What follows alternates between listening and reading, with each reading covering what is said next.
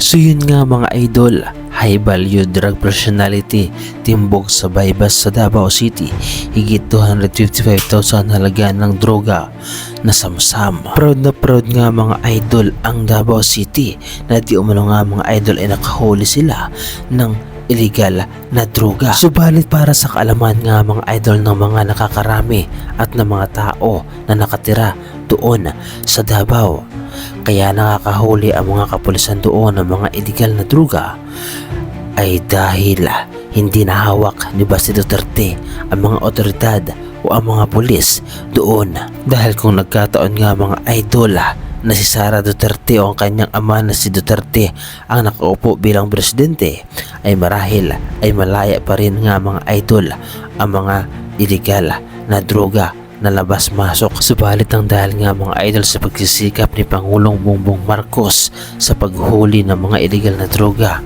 na walang nangyayaring patayan, ay ito nga mga idol ang nangyayari.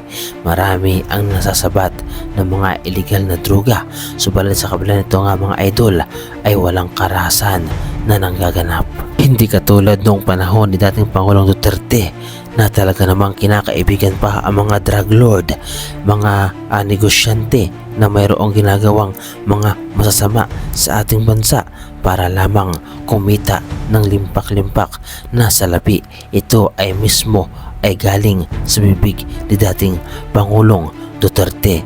Kaya naman nakakabahala ang ganitong klaseng leader nga mga idol, dahil kahit na alam niya na mga illegal na droga na ang gawain ng mga mayayamang negosyanteng ito, ay patuloy pa rin sila sa kipag-ugnayan at pakikipag-ugnayan dito. Kaya naman namihasa nga mga idol ang mga dayuhang Chinese nang dahil sa papapakita ni dating Pangulong Duterte ng pagmamahal sa mga ito. At narito nga mga idol ang video at ang katotohanan na talaga namang pinapaboran ni dating Pangulong Duterte ang mga illegal na droga at ang mga drug lord na ito.